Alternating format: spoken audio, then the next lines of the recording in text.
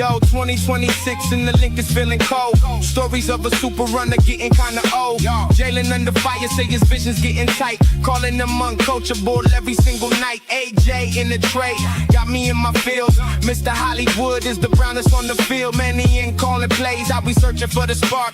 Eagles flying solo, hunting shadows in the dark. Prabo and Rossini trying to launch a master plan. Ever since the photos got you sitting with the fans. Draft day approaching, how we sitting on this perch. Gotta fill some holes, so you know he's on the search. 10 toes down with the Eagles on the scene. Watching out for Cap, cause your boy is bleeding green. Searching through the trending topics, info moving slow. Pro fan talk, always keep you in the know. Pro fan talk. Hit the bell, that's law. Break it down from the film to the box score raw. Pro fan talk. Where the real ones bar. From the birds to the league, we gon' cover it all.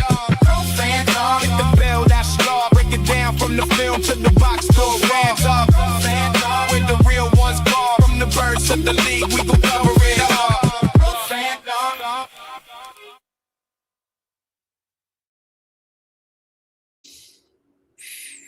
Good evening. What's going on? Happy Monday to you. Happy day after Mother's Day. Hope you had a good weekend. Hope it's all good in the hood. Hope you had a good day at work. Good way to start the week. What is going on? Welcome to the Pro Fan Talk. I am your host, Coach Marcus. We are in the building, y'all. Got a little bit of news today. A little bit. Got a schedule release today. That got some people talking. How you feeling about that? We're going to get into that. We're going to get into what we're looking like. I saw a post today that was our projected defensive starters. We got another Jeremy Fowler report with Jalen Hurts being very accommodating towards Sean Mannion in the new offense. Like, did we think it was going to be anything different? Come on. That's water is wet type stuff. So, yeah, it's a good one. So what's going on, man? Appreciate everybody jumping in the chat. Chris 3K was first out the limo. Appreciate you as usual. Art McQueen, what's going on? Tiffany, as usual. Tiffany, I'm on definitely pop your the schedule you sent me, so I appreciate that. What's going on, Carlos? Appreciate you, bro. Alfredo's in the building. Yeah, we're gonna talk about Fred. Fred Johnson. Come on, I don't want nobody talking about this because we friends with Fred, just like ESPN did with Diana Rossini. You already know. Keep that same energy. Keep that same energy. What's going on? What's going on, Linda? Oh my God. That's crazy. I just started seeing the Fred stuff about an hour ago, and I just had to laugh. And I guess this is everybody's weapon now. If they don't like what's going on in their relationship, they put it on Instagram and try to blast somebody out. You know, try to put the spouse or the boyfriend or girlfriend, try to put them on blast and embarrass them. I don't understand what the point of that is. Used to be a time where you handle your business, but now, I don't know, man. Social media just makes people do crazy stuff. So I don't know what Fred doing. I don't know what she doing. I don't know what I don't know what the situation was with their relationship. You know, maybe he found out some things. Maybe she found out some things and didn't care. I don't know. There's too many questions on the table, man. But in any case, we're going to handle our business and mind our business for the time being anyways. We're going to get into it. So, but yeah, Chris, folks trying to ruin Thanksgiving. Oh, and by the way, everybody sees the chat. Y'all notice the chat. I got the chat board in the background. So that's not StreamYard, that's OBS. I finally figured out how to do it in OBS. And if I can figure out how to do this right here in OBS, where you can take something out of the chat and put it front and center, when I can figure out how to do that, I'll probably stop using StreamYard altogether. So that'll be one less thing I got to worry about. and I can do everything I need to do in OBS. OBS is still super powerful, but it's very easy to make mistakes. So, but I'm getting there. I'm getting there. This was one of the big things, and you have to let me know how this looks. It's hard, Let me try to bring up the screen on another computer just to see what it looks like, because that's right now I'm looking at it, but my screen in OBS is it's like a picture in picture, so I don't have full screen, but I would imagine it looks halfway decent if you got full screen on. So I'm gonna try to check that out real quick to see what it looks like. So I'll turn that off. So we're gonna see what it looks like. But so yeah, we getting some things, we learning some other things, and we getting there. And we getting there.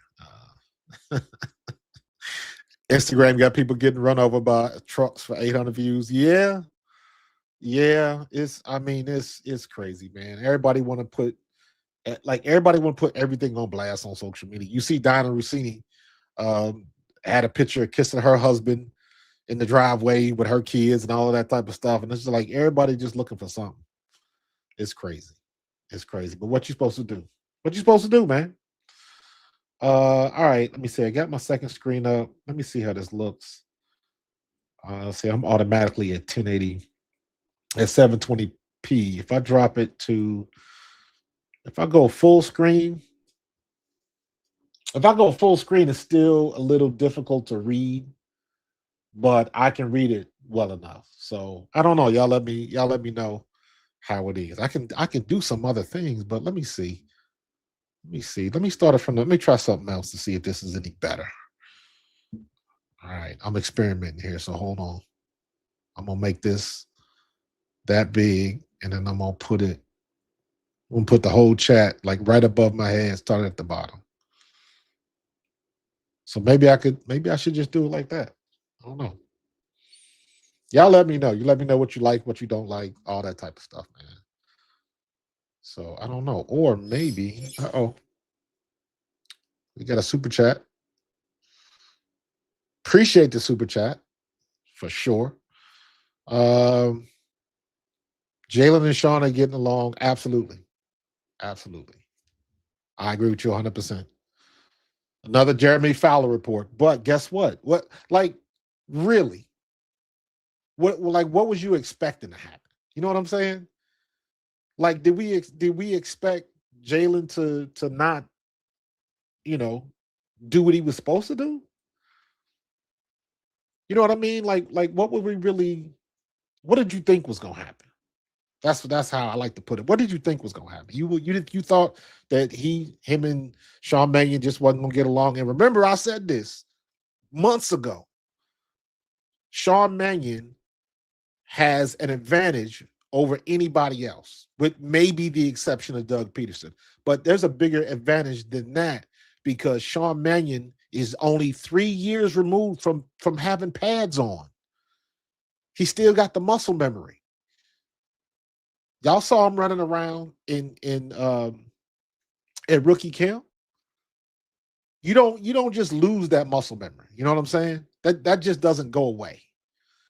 So to me, that's a benefit to Jalen, because somebody that still got that muscle memory, that's still tied into being under center, putting pads on and all of that type of stuff, there is still that is still tangible, and he's still in it. He's still in it. Like, just as an example, look at what Phillip Rivers did when he came out of retirement. He still had that muscle memory. He could still get out there, take a snap, line up in shotgun, drop back, 5-step, 7-step, get rid of the ball quick, 3-step hot. He can still do all of that stuff because that's not out of your system. And I guarantee you, Phillip Rivers wasn't at home in the gym every damn day. He was living his life with all his kids and doing what he had to do. So it wasn't like he was in the gym every day working out, running sprints. He wasn't doing all of that. And then when he made a decision, I'm sure whatever shape he was in, he had to ramp it up because he had to give his best effort to get back in game shape so he could at least move around in the pocket. And he did just that. And I'm saying that you just don't lose that muscle memory, especially if you if you less than 4 years removed. Come on. That type of experience is going to work because, and I like to say it like this, him and Jalen speak the same language. Him and Jalen speak the same language. That is going to help each other. He is going to see some things differently than Kevin Patullo did, than Kellen Moore did, than Nick Sirianni did. Hell, than Shane Steichen did. He is going to be able to see things differently and decipher what is going on. Their network of communication has to be tight because he's going to go off of what he saw, plus what they're getting from the press box, because the press box, it might look like something else, or the press box can catch some things that's going on in the secondary a little bit faster. Because the one thing you got to remember, just on a different angle, if you've ever been to a basketball game and sat on the floor, if you've ever been to your kid's football game, it's a whole different ball game when you sit on top of the bleachers, when you in the stands in the bleachers, as opposed to if you ever a trainer or a cheerleader or something like that. It's a different look when you at ground level, because when you're at ground level, everything is moving like this. Everything's in front of you going like this. When you're back and up, your perspective, everything slows down a little bit and you get the whole field and you can see what's going on. So each perspective offers different pluses and minuses. When you on the field, you can really get a sense of what's going on. You can hear what some of the calls are. So your communication is a little bit different. When you in the booth up high, you got your own personal all 22. You can really see. And plus, when you up high, you can still kind of hear what's going on. So the visual and the audible clues are a little bit different. But I'm saying when you put all of that information together, you should have a real good day with the communications. And that is going to help Jalen.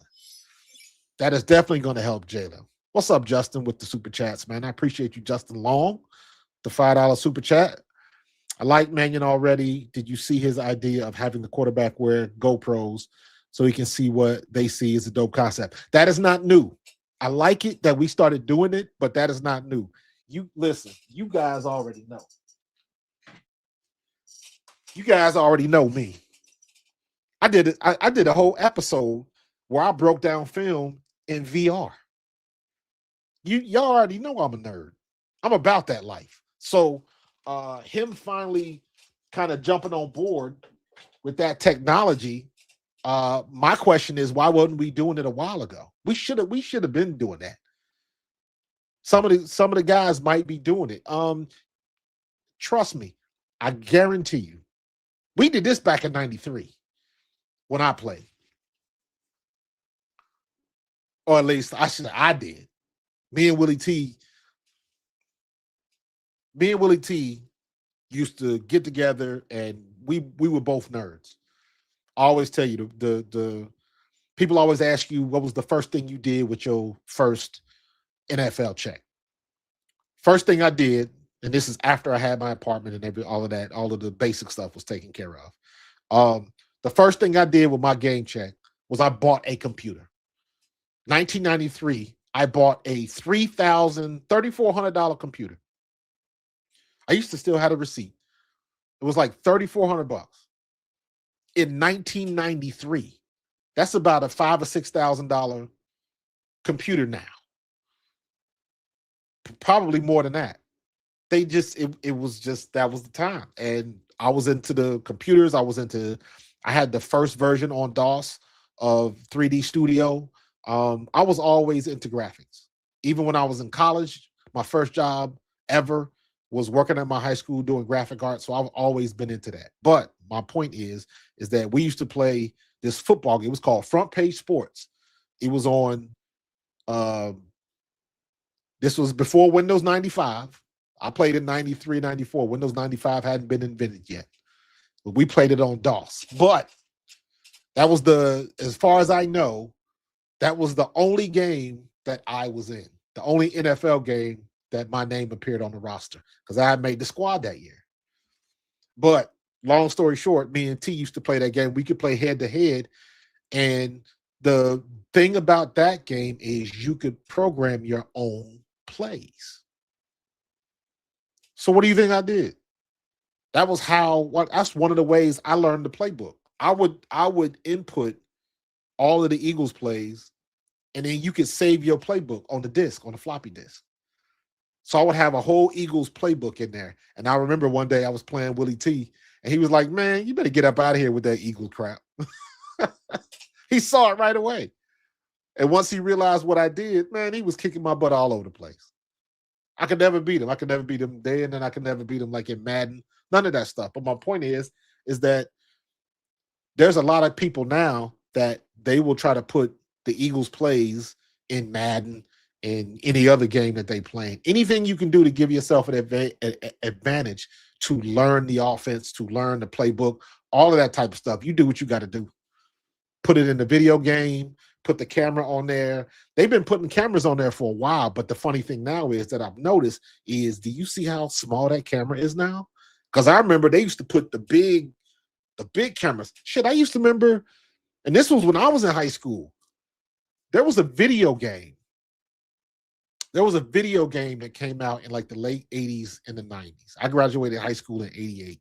So this had to be like late 88, 89, maybe getting into 90, where there was a football game where it was on, think of it like, if you remember Dragon's Lair, it was a football game where it was video clips.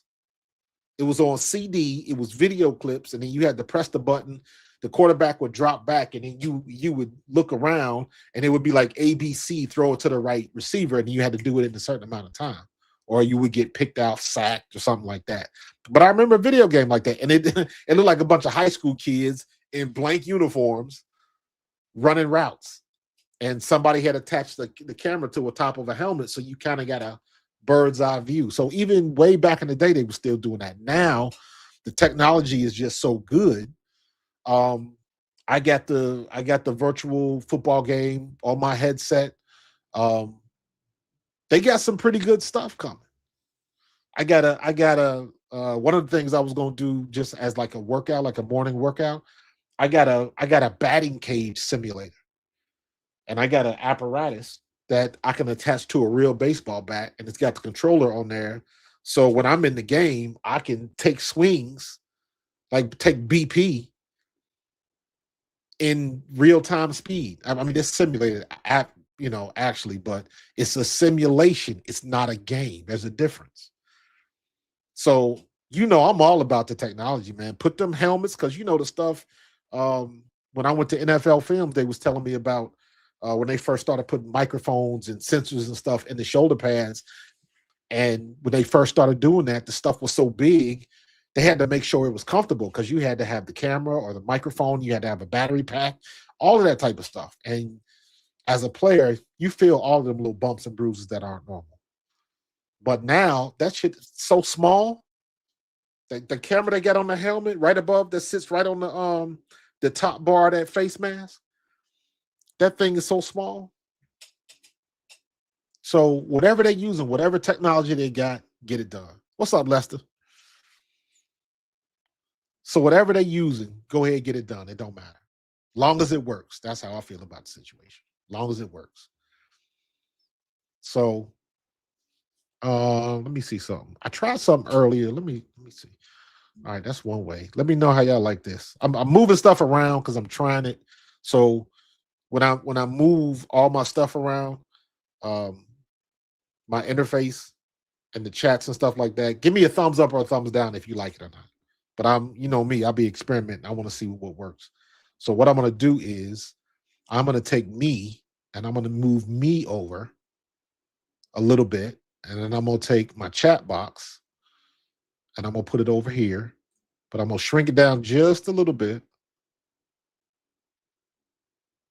and I'm gonna leave it right here. Let me see.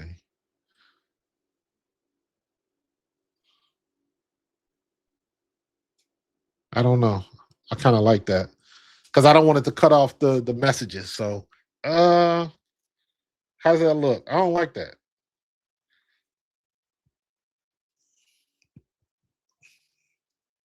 I like it to the side like this, but I don't want to. I don't like that it's cutting off some of the messages. So I don't like that. And there's no way I can't squash it because it stays. Let me see. Hold on, I might be able to squash it. Yeah, see, I don't like that. I can squash it like that, but I don't like the way that looks. Yeah. I'm not. Let me see. Do that. I can bring it down. See, I can do that.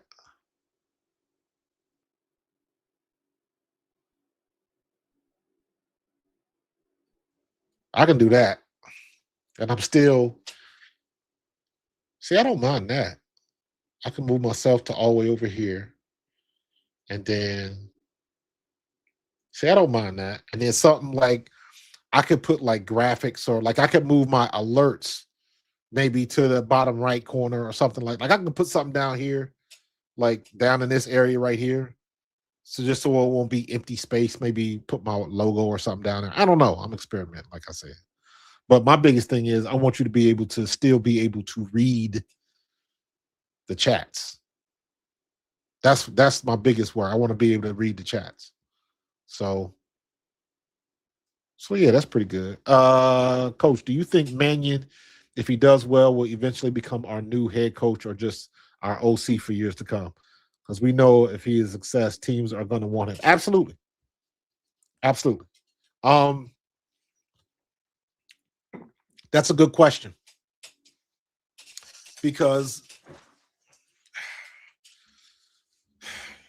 you got to play it out for him to eventually end up being our head coach means that Nick Sirianni is going to have to do a horrible job, and I don't think that's going to happen. I don't think that's going to happen. I don't think Sirianni is going to do a horrible job. You know what I mean? He's going to have some questionable. He might make some questionable decisions, but he is not going to do a horrible job. He hasn't thus far. So I don't. There's no reason why all of a sudden I should think that he is now. You know what I'm saying? So I don't know, because that is what would happen. That's what it would take for him to get the job full time, right? That's what would have to happen. So, but is it possible? Is it possible? Yes, it's possible. It's absolutely possible. But I don't think it's probable. What makes you think that this is going to be the year that Nick Sirianni just falls off? I don't see that happening. He's in a rhythm of what he can do, and he's doing what he does best. What he does best is managing a team. Every coach doesn't have to be a hands-on call X's and O's type coach. Bill Parcells wasn't like that. Jimmy Johnson wasn't like that. The flip side of that is because um you rely a lot on your assistant coaches. But there's been a lot of great coaches that were good coaches, and they know their stuff. If you're a defensive coach, you know defense, but you surround yourself with good people and things like that. So you know what's going on, and you know how to have the right people around you. And that's what Sirianni has done. Now, with the exception of offensive coordinators. I don't know what the situation was with Brian Johnson. I don't think we had a big enough sample size with him. I don't know if it was good or not. And technically, you could say the same thing about Patullo, because I'm always going to say, even though I think maybe he just wasn't ready for prime time, but what would Kevin Patullo have been able to do if he would have had a decent offensive line that could run block? You gotta ask that question, because a good running game covers up a lot of warts, and we didn't have that. And don't forget, how we started out in 24. When we started out in 24, it was a lot of um, well, I mean, the offensive line had to go into Sirianni's office and tell him and Kellen Moore, like, why aren't we running the ball? We had just gotten Saquon because what they wanted to do was they wanted to have a running back that they could get a ball to, and every now and then we gonna run, but we want to pass, pass, pass, pass, pass. So Lane Johnson and the boys had to go into the office and be like, "Yo, run the ball." Remember that we had to make that happen. That just didn't happen gradually because if it had been left to Kellen Moore and Sirianni, we would have kept throwing the ball all over the place, and we would have had success with it, but we would not have dominated these teams like we did in 24 because couldn't nobody stop us on the ground. Saquon was otherworldly, and I'm still pissed off he didn't break the all-time record. He should have. He should not have sat down, and we just should have did it. If they would have ran him like he was supposed to be run in the first 4 games, he would have broke the record easily. But hindsight 2020, right? So I don't know. Yeah, Tiff, I'm with you. Jalen needs to have the same coordinator for more than 2 years. You know what I mean? I agree with that 100%. 100%. So I don't know. I don't know if that's going to happen or not. Because if we have another good year, and let's say we go deep into the playoffs or possibly go to another Super Bowl, because our window's still open, what do you think they're going to do? Somebody's going to try to cherry pick Sean Mannion. That's the place that we're in, and I would love to be in this situation. And I say this all the time, and this is a credit to Jalen, because I look at Patrick Mahomes, and I look at hell, even your boy Mr. Irrelevant in San Francisco, and McVay, and Stafford, and like, how much better would Jalen Hurts be if he had the same coach 3-4 years? How much better would he be with the concepts and the optics that all of his critics are looking for? Because the only reason why Jalen doesn't get the love that he should get, let's be honest, the only reason is because he doesn't throw for a lot of passing yards. He protects the ball good. He had 6 turnovers last year, and 4 of them happened in one game. So if he would have, at most, he should have had 3 turnovers last year.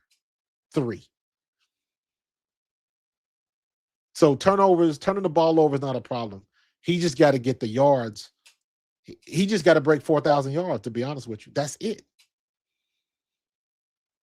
4,000 yards to me, is the threshold that takes you from he's just a good placeholder to you're talking about a good quarterback. 4,000 yards, you're a good quarterback. 45 to 5,000, you're a great quarterback. And then above 5,000 is you're in elite level territory. And that's happened a couple times. I think Brady's done it. Peyton Manning's done it. Did John Elway do it? I'm not sure. But you can go back and look. That probably didn't happen until when we started having 15, 16 games. So it is what it is. But I don't know if these days with how we do things now, are they going to be if Mannion is as good as we think he is, are we going to be able to keep him for 2-3 years? I hope so. And back to the original question, it to keep him that long, would they have to give him the head coaching job? And it goes back to the question, Sirianni would have to do something crazy, and I don't see that happening. Everybody want to hate on Sirianni, man. Everybody want to hate on Sirianni. I'm from Ohio. I'm a Cincinnati boy. I know where he come from. Mount Union and all of that type of stuff. And it's like, listen, man, if you win, you win. If you win, you know how to win. Period. I don't care what level you play at. I don't care if it's D1, T2, or D3. If you know how to win, you know how to win. And that's pretty much the end of it. I know where he comes from. I know the type of school his family is from and what they did at Mount Union when he was there and all of that type of stuff. They won ball games. If you know how to win, you know how to win. It doesn't matter what level. And Nick Sirianni is a winner, period. People just don't like his attitude. I don't like his personality. Or I should at least say they don't like some of the things that he does. And because of that, they take it to the next step when it doesn't match. It doesn't, they shouldn't do that. I don't like the way he talks to the fans, and I don't like the way he, so what? Fucking get over it. Whoever your favorite team is, whoever your favorite player is, just take the moments where they weren't at their best.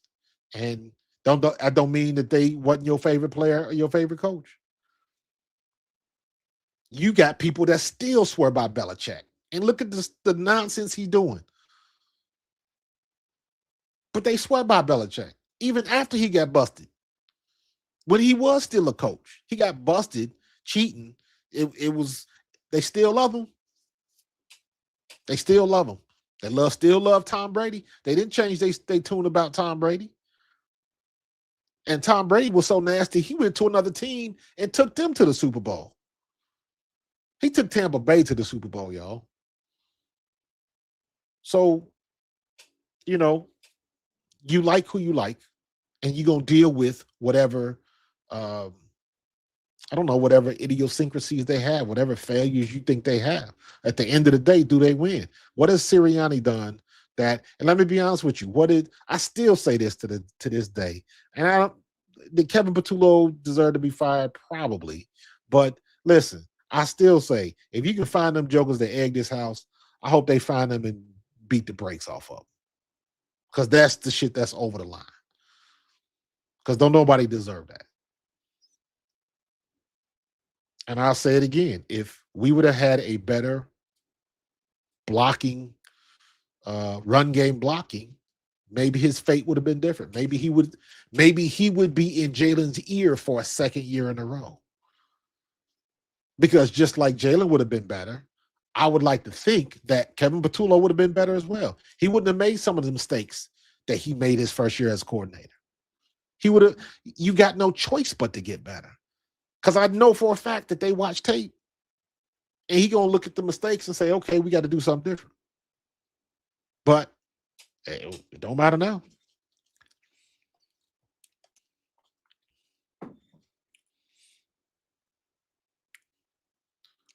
Green Wing Man, they didn't. You're absolutely right. They didn't put in the Hall of Fame. The same reason why they didn't put Robert Kraft in the Hall of Fame. That man got more Super Bowls for his organization than anybody now. Didn't he surpass the Steelers, and he number one on the list? And they didn't put him in the Hall of Fame. He deserves to be in the Hall of Fame. But when you done got caught cheating, then you go into the massage parlors. Yeah, they gave him a little reprieve. And people they're gonna feel some kind of way when they finally let him in, because everybody gonna start that same argument. If he gets in now, that means he should have been in 3-4 years ago. And we already know that. How many times do they do that with players? Why do we have to wait so long for Harold Carmichael? Harold Carmichael should have been in there. So, it is what it is. It is what it is. Eric Allen should have been in there. I believe Seth Joyner should be in the Hall. He a 2020 linebacker. 20 sacks, 20 interceptions at linebacker. So, I mean, how do you want to do it? So everybody's going to get their turn. If they involved in some nonsense, that's just what they do. They're going to keep your name out because they don't want to be embarrassed, or the league doesn't want the story to keep coming up and all of that kind of nonsense. But it is what it is. Live your truth. So You know, Bill Belichick was ruthless in them press conferences. So, I mean, like I said, man, Sirianni went to the Super Bowl his second year. Dude, Jalen Hurts was slinging the ball that year. Guess what? We had a decent running game. And Jalen Hurts wasn't the reason why we lost. We lost because of a BS defensive holding call. And I mean, even Bradbury had been good all year. He was solid all year. And then they got him on some BS. And it cost us. And of course, everybody had the conspiracy theories up. The refs was pulling for what you call it, for the Chiefs and all of that type of stuff. And we know the situation with the field. And I mean, we can go on, but they got us. It is what it is. So,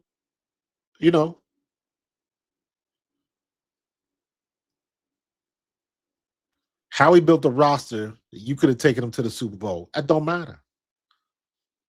That don't matter. You could have a roster. How many good rosters don't make it to the Super Bowl? How many, like, we love Mike Tomlin. And then Roethlisberger, he gone. How many times has Mike Tomlin been back? No. As good as a coach as Tony Dungy was,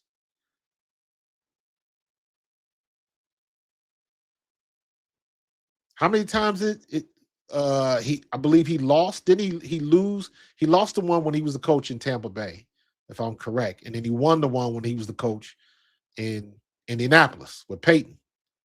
I can't remember if that was Peyton's first victory. So, but again, I mean, and think about them Colts teams. Tony Dungy was the head coach. Peyton Manning was the quarterback. You had who was the running back? What was his name? The dude from Florida State. They had a good, just like us. We had a good quarterback. We had a good running back. We had good receiver. Marvin Harrison was there. So you had the package. The defense was pretty good. It doesn't necessarily mean that you are guaranteed to win because you got all of the pieces. We clown, and I take pride in this because I'm from Cincinnati. But to this day, people clown Cincinnati. Bengals ain't no good. Listen, when I was growing up, when I was a kid, I saw the Bengals lose in the Super Bowl twice, both times to Joe Montana. And both times we should have beat them. Both times it was like less than 2 minutes left in the game, and we were up. And Joe Montana did Joe Montana things. So, I remember those days. It's very, very difficult depending on, irrelevant of who's the coach. So, it's a hard pill to swallow, man. It's a hard pill to swallow. You realize Sean McVay got the same amount of Super Bowls as Barry Switzer? Who's the better coach?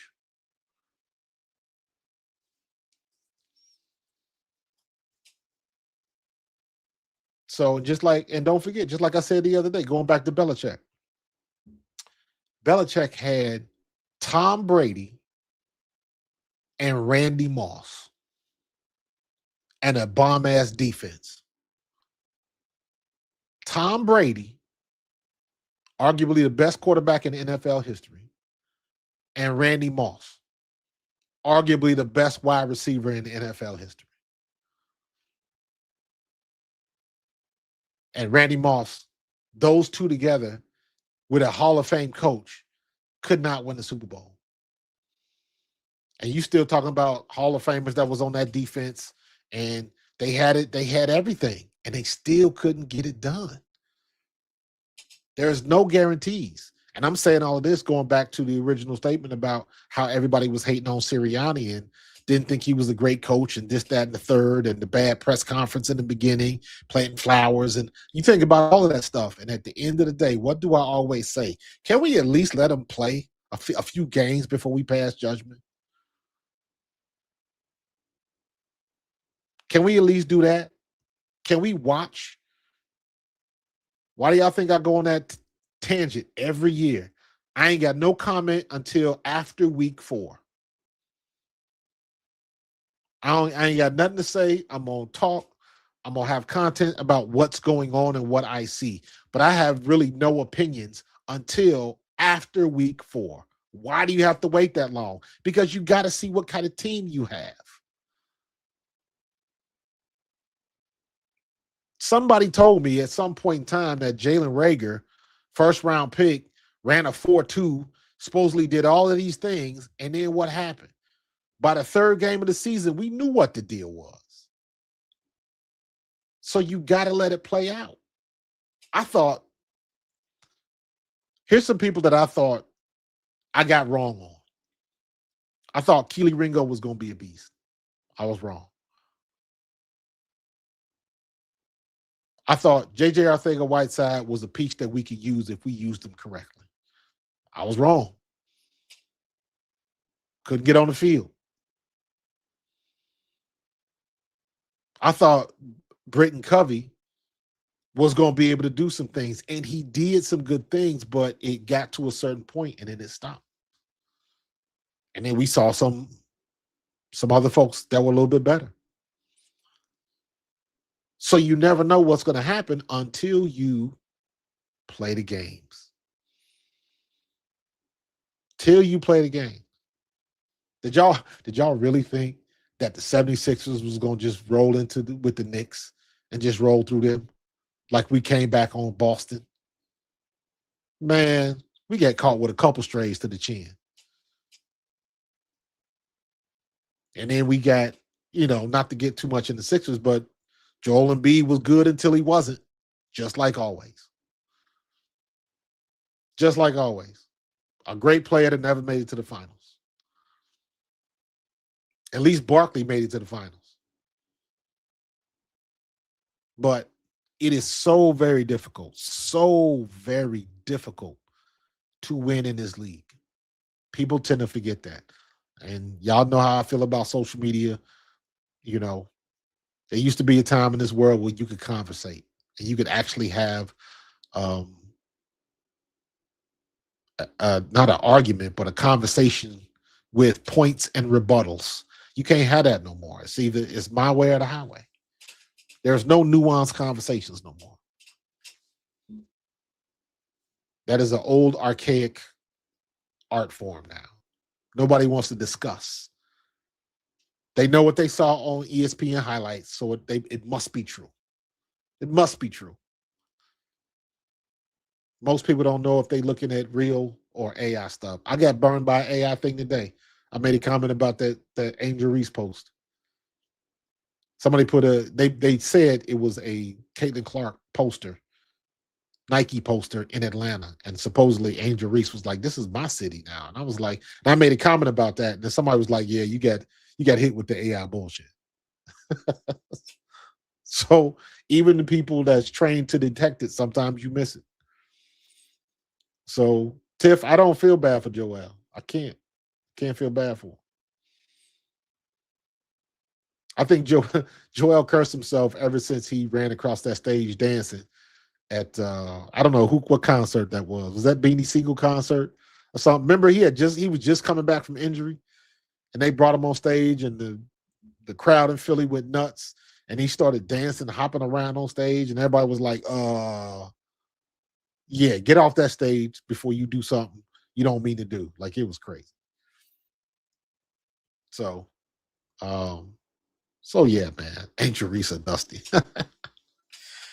Not you got to go to my Pro Fan Hoops channel to talk about Angel Reese, man. Oh my gosh. Yeah, Embiid got everything he asked for, man. Everything he asked for, and we couldn't get it done. He couldn't get it done. He won the MVP and then disappeared in the second round. I was like, what? Or we didn't get past the first round that year. He won the MVP, cried, because he got the trophy, and it was garbage, was hot garbage. And I was like, what is this nonsense? It's like I almost thought like I could never get as mad as I was when the Ben Simmons situation happened. But Joel Embiid used to, whoa. It's like, come on, bro. But I mean, we don't have that no more. What's up, Miss 63? What's up, Mortis, man? Where you been? Where you been? That's all good, bro. We chilling. We chilling. Appreciate you, though. Appreciate you.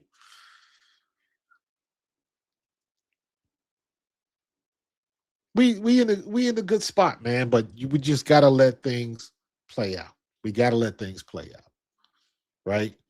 So, let me bring up that thing Tiffany sent me. Let me see.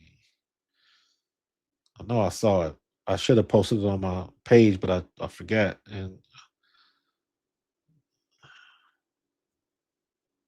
come on, man. See, Twitter be tripping. Twitter be tripping. Hold on.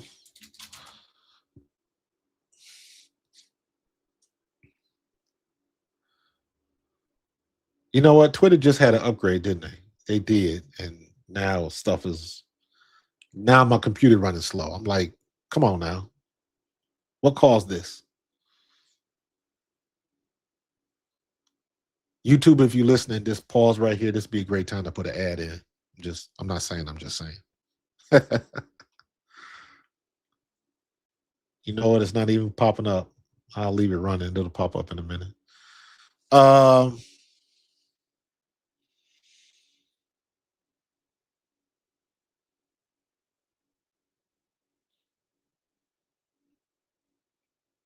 Yeah, the angel conversation goes somewhere else. So I got a whole video coming out about that. So I am a very realistic person when it comes to the women's basketball. I love the Indiana Fever. I love Kelsey Mitchell. I love Caitlin Clark. But as someone who was a professional athlete and knows what it means to watch film, I am very, very critical when it needs to be critical. So it is what it is, man. It is what it is.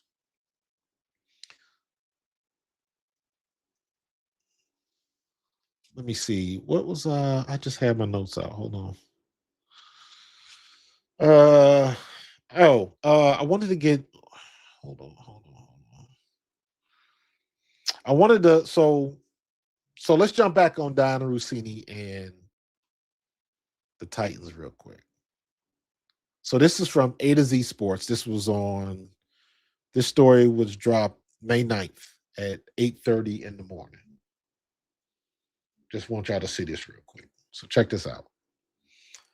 So this is Diana Rossini broke the Titans Eagles AJ Brown trade news with the inside information during an affair with Mike Vrabel. I did not say that before. That's the thing. Take all of the she cheated crap. Go head on with the moral police. This is what I care about. The tampering. This is the only thing I care about. I don't care about all of the nonsense. This is the only thing that matters. Was it tampering? I believe it was. So there should be something coming down. Diana Rossini done already caught the missile. She can't be in the worst situation. And I said this before. There's only one way that this situation can get worse. And it doesn't look like that's the case. So, but she was getting information from the horse's mouth. She was getting it straight from the source. So most of her reporting was probably spot on. And some of the things that she said may have manipulated the market for certain deals. Julio Jones, now AJ Brown, and I'm sure there were others, but at the end of the day, is it tampering? Is it insider trading? Yes, it is, in my opinion. Yes, it is. If she can come out and say a team is expecting a first round pick or this, that, or the other, and most teams are not willing to give that up, most teams are going to pull their name from the hat and say, "Nah, we good. You can skip us. Let me take my name out of this competition. Y'all go ahead and roll with it." And what that does is it drives down the price, because if you put it out there that Team A is looking for a first round pick, and all of the teams pull out of the running, and the only teams left don't have first round picks, what you did was you drove down the price. You drove down the price. Or the flip side, in the situation with AJ Brown, if she's telling everybody that the Eagles are looking for this, if they're looking for a first round pick, or if the Eagles and Mike Vrabel have had a handshake deal for a certain amount of time, whatever it is, if she reports any information that might make a team not be interested, well, we're not paying that much, so y'all got it. Y'all go ahead if you want to pay that much, and then everybody drops out the race because they think the market has been set, and then at the 11th hour, when it's time to actually make the deal, the Patriots lowball, and they get the steal of the century, and everybody else had the opportunity but didn't act on it. That's how all this insider stuff can manipulate deals in the NFL, because everybody follows these trends, everybody follows the tweets and the reports, breaking news. They follow all of that stuff religiously, and if you are somebody that's sources say that the New England Patriots are looking for this and this. Sources say, and when your source turns out to be the man, not the man sitting next to the man, but the man, what are you going to do with that? That manipulates the market. So, is it tampering? Yes. What is the NFL going to do with that?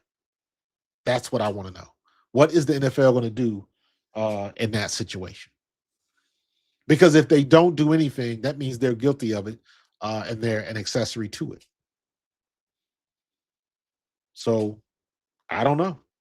I don't know what's going to happen. So, and the other report, Jalen Hurts, this is the Jeremy Fowler report. Jalen Hurts, new Philadelphia Eagles OC, Sean Mannion have hit it off. What does that mean? They hit it off. Was they beefing before? Or, because this is what this insinuates. That insinuates that him and Kevin Patullo did not see eye to eye on anything. There might be some validity to that. But to me, this is water is wet. I know what the situation is. I didn't believe for a second that QB1 was going to be trying to grandstand in big stage on everybody. I didn't believe that one bit. So, yeah, the NFL didn't want any part of Vrabel and Rossini, and they still, ESPN and the NFL Network have been very, very silent on that situation. So it's a little suspect. It's a little suspect.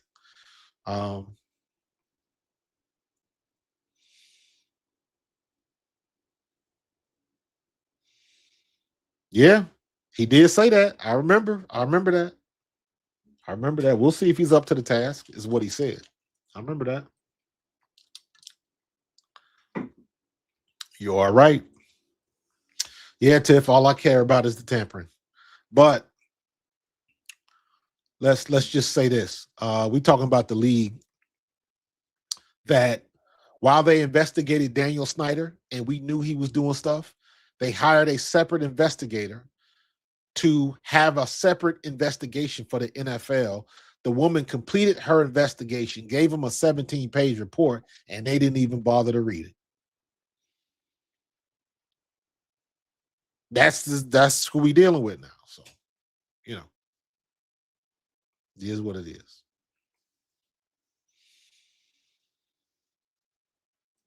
I will judge Jalen and Sean Mannion relationship during the season based on past game. I agree, Chris. 100%. 100%. That's the only thing that matters, man. when it gets to the point where um, they are really in sync, and we're really about to face competition, first preseason game, whatever. That's when it matters to me. All this other stuff is nonsense. Um, the first joint practice, I'm going to try to be at the first joint practice because that's what I really want to see. One-on-ones, um, one-on-ones with the linemen, offensive linemen, defensive linemen, and one-on-ones with the backs and the DBs. That's when we'll be able to see, hey, that new draft pick, Mekhi Lemon, let's see how he looking. Let's see what he looking like. So, yeah, Tiff, it's I said this today, like clearly, Mike Vrabel wasn't just smashing Diana Rossini. Clearly, there was a relationship there. Now, what that does, and I said this yesterday, we got to remember some people might have some alternate lifestyles that we don't necessarily agree with, but they live in their life, and you can't hate on them. Because if everybody in that particular situation is agreed upon to do that, have at it. As long as you ain't hurting mine over here, have at it.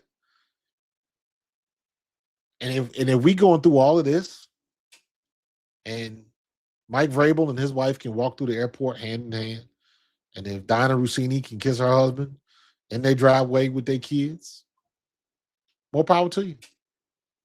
If that's what y'all take, and if that's what your spouses deal with, and that's the world that they live in. They chose the people they chose for a reason, right? We just wouldn't agree with it. And I think that's the biggest reason why this story has got so, such strong legs. And the truth of the matter is, a lot of people at ESPN, a lot of people at Fox, and a lot of people at NFL Network, and a lot of these people at these networks are in the same situation. They already know somebody that's probably doing some dibbing and dabbing in the office or whatever. Whatever. I used to listen to Sarah Spain's podcast. This was back when it was, listen to my podcast on Spotify. This is before she got on YouTube. And she tells a story when she first got into business. Now, if you've seen Sarah Spain, you know what I'm talking about. Good looking girl, good looking woman, very, very busty. But she is not in your face, and she ain't wearing low cuts and cleavage for days. She ain't doing all of that. But she is what she is. And she tells a story of like stuff that happened to her early in her career because of that. And she had to make some hard decisions. And she could have went the way that Rossini went. She could have went the way like Joy Taylor and some of the others. But she wanted to, she wasn't trying to make that be the story. And credit to her, I like Sarah Spain. I like her stuff. So you get it on both sides. You get it on the people that don't deserve it. I heard what Elle Duncan said about the situation before, and I thought what she said was spot on. Like, stop holding all women accountable for what one person's decision was. And then the reality of the situation is everybody gets favors. What you do to get them, that's a different story, but everybody gets favors. And what's mundane to you might not be for somebody else. Oh yeah, I do that all the time. I never forget. I was 10 years old. We were running track. We were at the Wilma Rudolph International in Nebraska. And one of my teammates, his dad was one of the coaches, but I had never seen them interact as father and son before. Now, mind you, I'm 10 years old.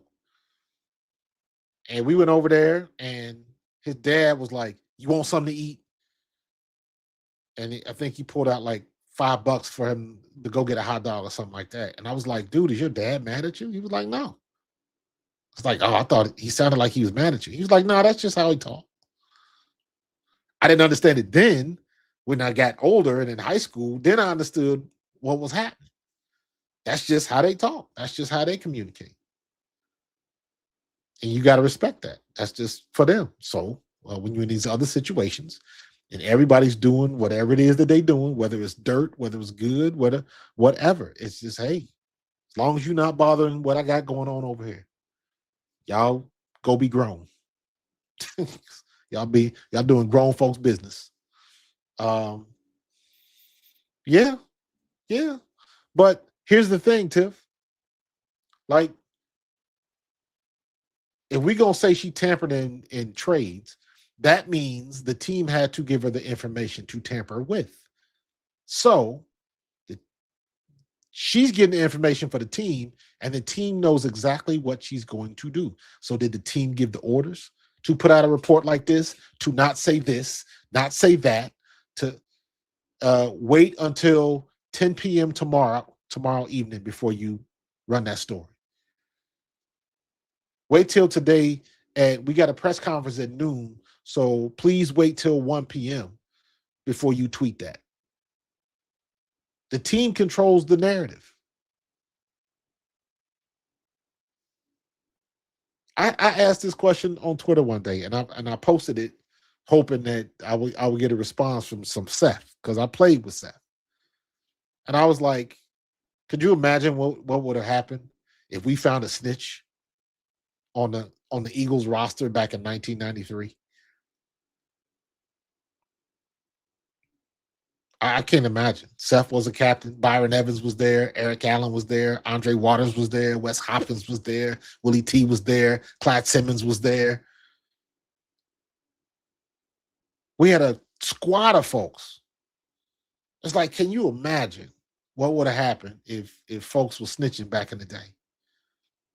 I can't.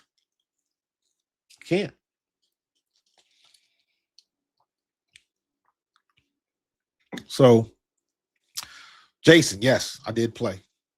I thought y'all knew that, man. Jason, are you that new with me, bro? Yes, I played with the Birds, man. Yes, I played with the Birds. I'll show you in a minute. Hold on. My computer is running super duper slow today. Right now. Hold on for a second. I'm gonna hit you with some Claymore stuff. I'm gonna hit you with some that, with a little of this and a little of that. I'm gonna hit you with that. I'm gonna hit you with, hold on, I ain't done. I'm gonna hit you with a Claymore shot.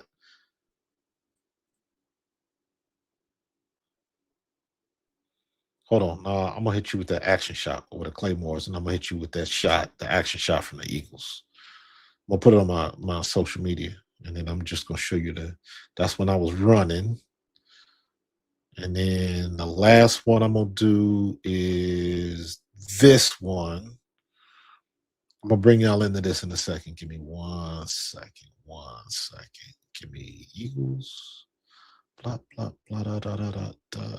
And let me see. Where am I at? Huh. Did I miss it? Oh, no. I was there we go. All right, I got one more for you, and let me do this one. I got a nice black and white, but they seem to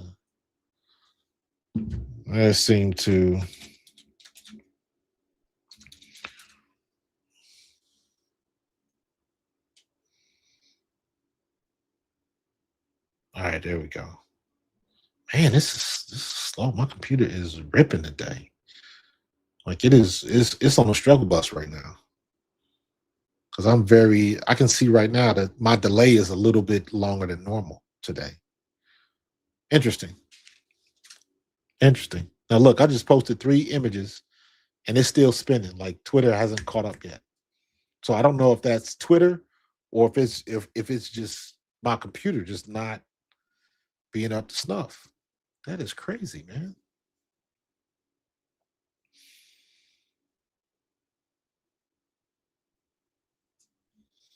Yeah, Tone's my dude, man. I got introduced to Tone through Barrett Brooks. Barrett Barrett was doing a show, and I think Tone produced this for a while. He was doing a show. It was Barrett, D Gun, Rob Ellis. And Barrett had me on that show when I first started my podcast. I bet you I had maybe a little over 1,000 subscribers at the time. And Barrett brought me on there, and I ended up going on that show like 2, 3 times. And, whatever the topic was, we would talk for a little bit, and that was the end of it. But that's where I was introduced to Tone. And then I ended up being on the show, like I said, 3, 4 times. And then you see Tone in social media. And then when Barrett left Jacob Media, I ended up touching base with Tone. And I was like, yo, what happened? Blah, blah, blah, blah, blah. And then he was working for Jacob Media. And he told me how everything was going down. A lot of people was not getting paid. It was a lot of crazy stuff, right? So he gave me his spin on it. But in those conversations, me and Tone became friends. And then he was like, yo, we should do something together. And then that's when we started doing a weekly thing with the Eagles. And then that's what turned into the Bald Eagles podcast. So yeah, man. So, and you know what? My Twitter is still spinning. It still hasn't picked up the images that I posted, which is very weird right now. Let me try something. Let me see something here. Let me go to I'm gonna see if it popped up on my phone yet. Okay, so on the phone it popped up. So it's definitely the computer. It's not it's definitely my computer because I got it on my phone.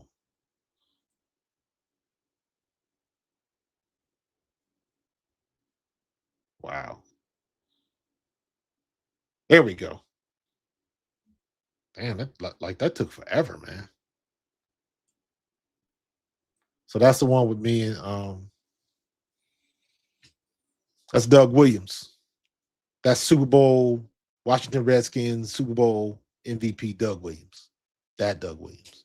He was my coach my first year with the Claymores. And that's we were playing the Frankfurt Galaxy. And that is, matter of fact, that's when I picked up the fumble. That was the first play of the game. I picked up the fumble and scored on kickoff. I was kickoff coverage. I missed the tackle, and the guy behind me stripped the ball.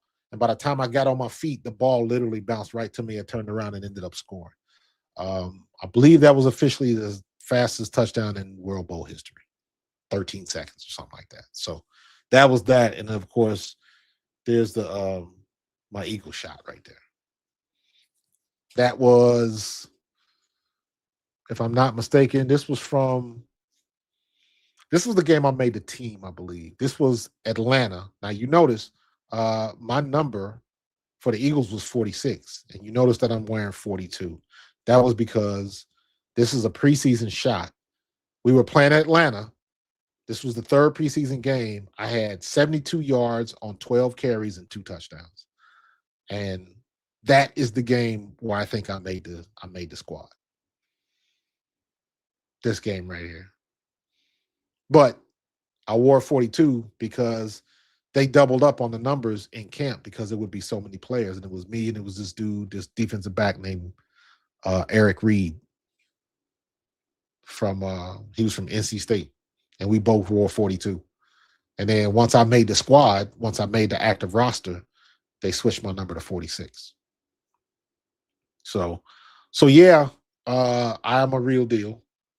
And yes, I used to play, and I still go to Eagles events, alumni events, all stuff like that.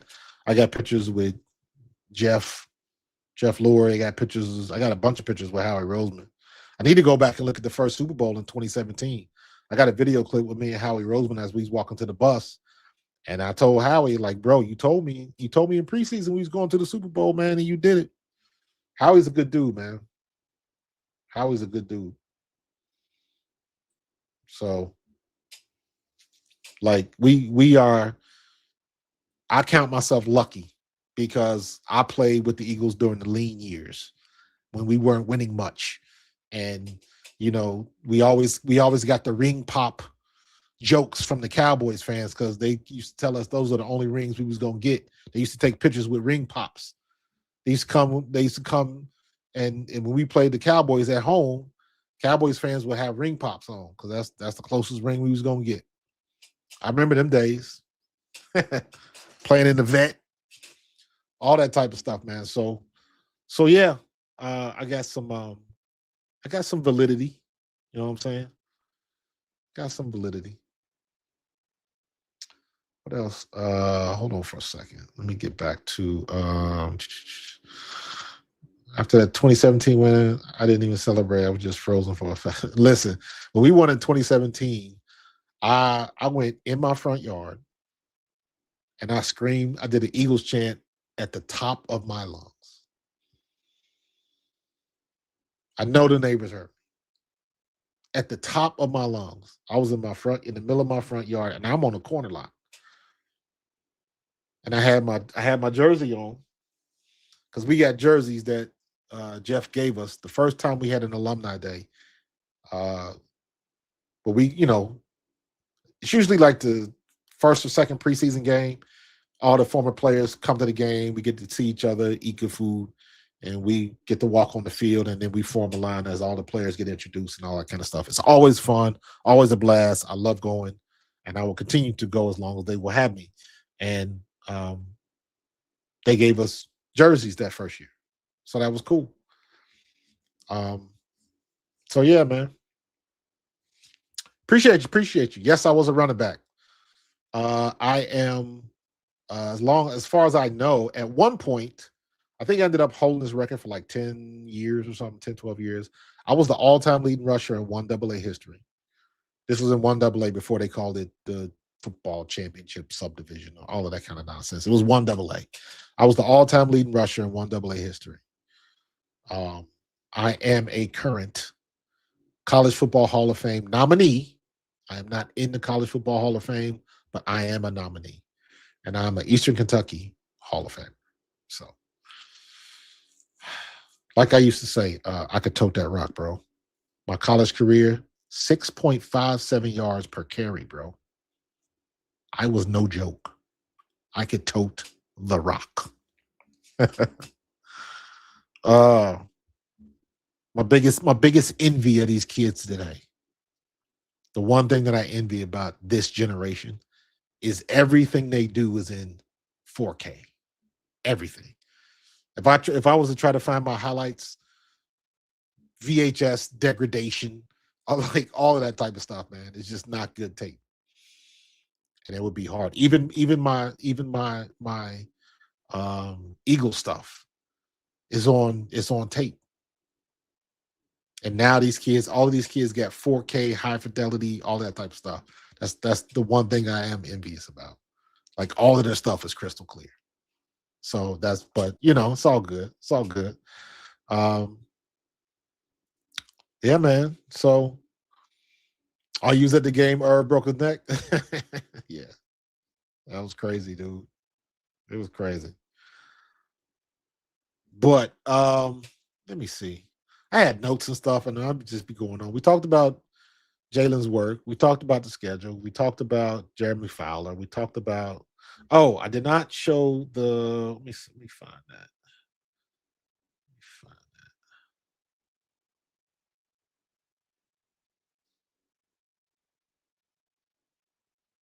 Crap. Now I ain't gonna be able to find it. Watch. Somebody put a post out about the projected starters. Nope, that's WNBA stuff. WNBA stuff. Can I get back with my Eagles, please? Yeah, I do. I cover a lot of WNBA stuff, and the season officially started, so it's a lot of lot of WNBA stuff on my timeline right now. So, and if you want to see my WNBA content, Pro Fan Hoops, thank you very much. But I want to find this. There's a Thanksgiving. There's Fred Johnson. uh, at this particular point, man, I don't put nothing past nobody. And like I said, with this Fred Johnson case, and here's the thing: this girl is on social media with her belly showing, to make sure she let people know that she's pregnant, and she filmed this in the car, so she had to think about it. But my question is, why are you in the car? Why can't you do this in your home? So you just thought about this, or you wanted to go somewhere where you knew you were gonna have some privacy. So where were you living? Like, I ask myself questions like that because I know what I do when I'm filming. But after everything that just happened with Stephon Diggs, Vrabel and Rossini, hell, who else having like baby mama drama and all that kind of stuff? Like you gotta wait. You gotta wait. It's not just things are kind of flipping to the other side now because you got a lot of these situations. Stephon Diggs, the girl, he had to hire a lawyer and waste money because of her, because she lied. So,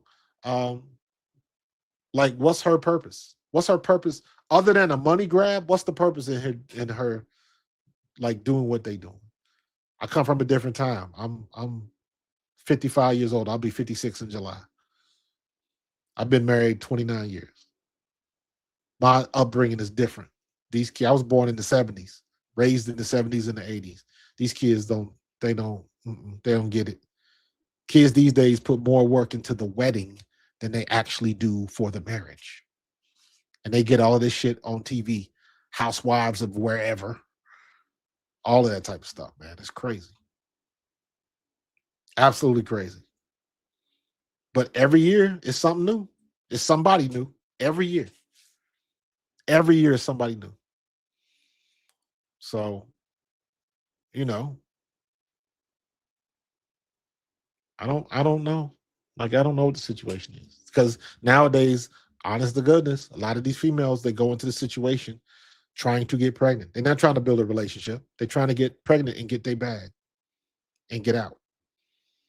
Because they know they can win that way. Drag them through the mud for the next 18 years, always trying to increase the payday, child support, all of that type of stuff.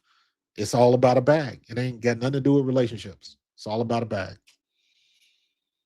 So, you know, hey, man, grown folks doing grown folks things. Grown folks doing grown folks things, man. You got to be more careful. But in any case, listen, man, we've been rocking and rolling. This has been an hour and 20 minutes, man. Hour and 20 minutes, man. I appreciate y'all. Appreciate y'all. We had a good conversation, man. Let me know what you think of the graphics, man. Do you like it with the half and half and the board over here? I finally figured out, dude, I've been trying to figure out how I can get this, how I can get a live stream, figured out how to do this, figured out how to make it transparent. Then I was like, well, I can lay it a level, so I got it behind me. So, which is why my hand is in front and all that type of stuff. So I like this look better, and I think I will try this, try to do some other things with this because I like the way this is. I like it. I like it. I like it. So I'm going to keep this a little bit wild. Keep giving me feedback.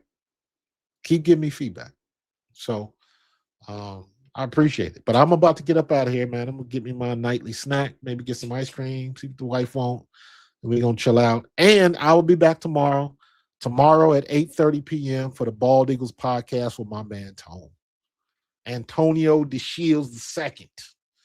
We're going to get it in. We're going to talk about some of the same things. Maybe it'll be some more news coming out. But we're going to have it for you every week. And then when the season starts, we usually have two podcasts. We have a Tuesday. The Bald Eagles podcast started because we was going on Tuesday. And we would do a game recap. We would go Thursday and then we would go Tuesday. So we figured that we'd do a game recap. So That's just the way that it goes. So, man, I appreciate y'all, everybody in the chat. I appreciate all the super chats I came through. I like the way this interface is working for me. I can read everything. You guys seem to be happy with it. And like I said, you know how I am when it comes to my graphics and my animations. I'm going to get another thing like this with the office background, but somehow I'm going to put some animations in it. So I'm working on some things, just the stuff to keep the eyes, keep it visually alert. I don't want to put you to sleep. So, all right. And there you have it, yo. I appreciate everybody in the chat. Make sure you hit that like button. I always say, hit the like and smash. I always forget about that. If you watch me on mobile, make sure you hype it up. Make sure you hit that hype button. Give me the hype points and all of that type of stuff. So, but I'm going to get up on out of here. And I'm always going to leave you with the most fire theme song ever created for a podcast. That's me, bro. So I'm going to get y'all out of here. I will see y'all tomorrow. Check me out on the Bald Eagles podcast. And then we're going to reconvene on Wednesday, 9 p.m., same bat channel, same bat time. All right. I'm out of here. Peace and go Birds.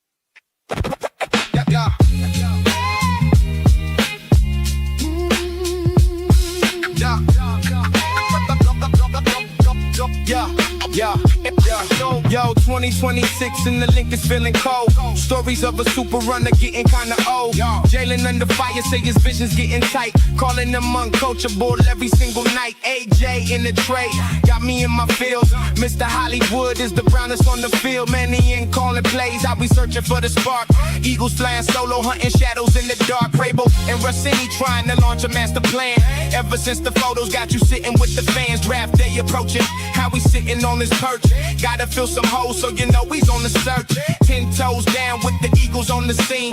Watching out for Cap, cause your boy is bleeding green. Searching through the trending topics, info, moving slow. Pro fan talk, always keep you in the know. Pro fan talk. Hit the bell, that's law. Break it down from the film to the box score raw. Pro fan talk. Where the real ones bar. From the birds to the league, we gon' cover it all. Pro fan talk. Hit the bell, that's law. Break it down from the film to the box score raw. Pro fan talk. Where the real ones bar. From the birds to the league, we gon'